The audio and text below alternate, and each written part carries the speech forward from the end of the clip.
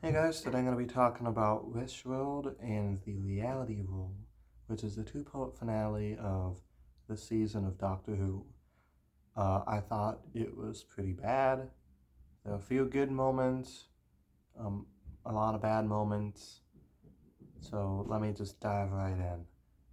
So I do like the Ronnie, and the whole concept of the first episode is really interesting, but it kind of dragged on a bit. And then the explanation at the end felt very exposition. Like, she kind of just explains it in full detail to the doctor. He just sits there looking like this. I feel like it could have been explained in a less exposition way, but that's not even the worst part. So we move into the actual finale, and the whole time the Ronnie's talking about bringing back Omega. Why the Ronnie would want to bring back Omega, Eve, considering she doesn't like the Time Lords, is a bit confusing. Kind of goes against her character there. So they're leading to this huge showdown between the Doctor and Omega, and it lasts a whole of like 2 minutes. It's really stupid. So Omega comes back. He looks nothing like the Omega of the original series, by the way. He looks like this big CGI blob. Um, it's like if you show me a photo of that and ask me what monster I think that is, I'd have no idea. Doesn't look like Omega. Doesn't sound like Omega. So he comes back, and the Doctor conveniently has a weapon to defeat him with right behind him. Also, Omega eats the Ronnie. He eats her. He just. Oh. So that's stupid. It's never explained why Mrs. Flood talks to the audience like she does. It's like she breaks the fourth wall a lot, and it's never explained. We just have to accept that. So her being the Ronnie doesn't really make much sense in retrospect. I feel like he just introduced this character. It's gonna be a huge mystery, and at the last minute he's like, "Oh, who is it gonna be? I guess it's the Ronnie." So yeah, the resolution of that was kind of stupid. And then we have the other problem with the episode is that we have so many characters and none of them get anything to do. Kate Stewart stands around and does nothing. Mel stands around and does nothing. Though I like when she rode her bike into the unit HQ. Like, did she have to ride the elevator with the bike? It's very strange. Uh, Belinda, they don't know what to do with her, so they just put her in a box for like half the episode. The only ones who actually do stuff is the Doctor and Ruby. Everybody else just stands around and does nothing. Um, which makes me wonder why these characters are included if they don't contribute to the plot. It just seems like they're there for fan service. There's a bunch of other problems with the episode.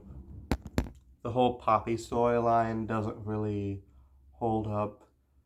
Like they have this doll in the fake Wish world, and I don't know whose wish that was. Like, did Belinda always want to be a mom, or did the Doctor always want to be a dad? It's very confusing why they have a doll. That's never really explained. Um, I like how this baby doesn't say one like Poppy doesn't make any noise. It's like the most well behaved baby on the planet. Doesn't cry, doesn't scream. Uh, so it just doesn't even seem like a real baby. And also, it's now explained why Ruby could feel the timeline shift, but nobody else could. Also, this is the third time Ruby's mom acts like a bitch in an alternate timeline, which is like a running gag at this point. So basically, the Doctor and Belinda have this baby, and the baby stops existing after they defeat the Ronnie. So Ruby's like, there was a baby, and the Doctor's like, Ruby, you dumbass. What are you talking about? He's like really mean to her for no reason. And then he does believe her, so he wills her into existence by using his regeneration energy to shift the timeline a little bit, which I still don't know how that works. But sometimes in Doctor Who, you just have to roll with it. I really did like seeing Jodie again, though. I wasn't a huge fan of her writing, but I always liked her. So it's really nice to see Jodie. And I think she had good chemistry with Judy. So, yeah, the Doctor basically wills this baby into existence and makes it so that Belinda was always a mom this entire time, which I don't really understand. Like, did Belinda always want to be a mom? I feel like this could have been built up better if she said a couple times in the series, like, I always wanted to be a mom, but I can't have kids, or like, I wanna I wanna have a child someday. Like, she could have said something like that, but it just feels out of nowhere here. Um, but at least it gets a happy ending, I guess. The Doctor says goodbye to Belinda, but he does not say goodbye to Ruby. Ruby's just kind of, the plot forgets about her after this happens, and then the Doctor regenerates at the end, which isn't really shocking because there's been a bunch of rumors of him leaving, but I do like how they didn't confirm it until it actually happened. I think that's kind of cool. They actually left it be a surprise this time. And then he regenerates into Billie Piper, which I don't know how I feel about that yet. I feel like Russell has been over reliant on nostalgia. You know, instead of being a fresh new era full of like new monsters and new characters, he's very reliant on bringing back these old characters or old actors. I know she's not playing those, she's playing the Doctor now, but it still feels like a bit of stunt casting. However, I think Billie Piper's a great actress, and I'm gonna keep an open mind if the show gets renewed. Like, if the show just gets canceled, that'll be kind of funny. So I don't know. I'm gonna keep an open mind about Billie Piper as the Doctor. I think she'll do fine, but I wish we had shooting more than 2 seasons of 8 episodes each. Overall, he only had 18 episodes, which is the shortest one besides Christopher Eccleston and Paul McGann. So I really wish he stayed longer because I didn't really like him that much in his first season, but I enjoyed him a lot more in his second season. So now I feel like he's gone just as I was starting to like him. So that sucks. I'm not really sure why he left.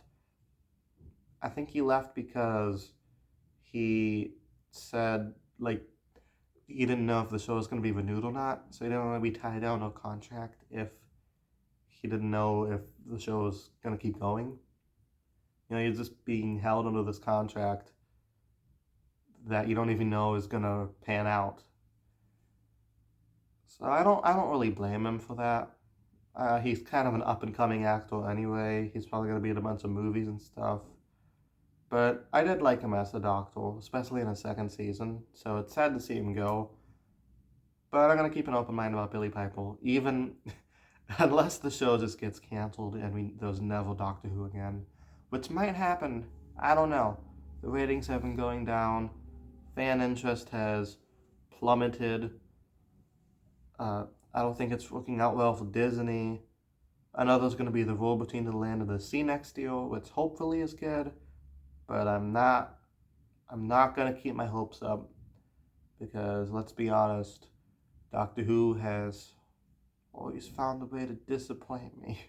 Well, not always, like the past few seasons at least. So, yeah, this finale kind of sucked.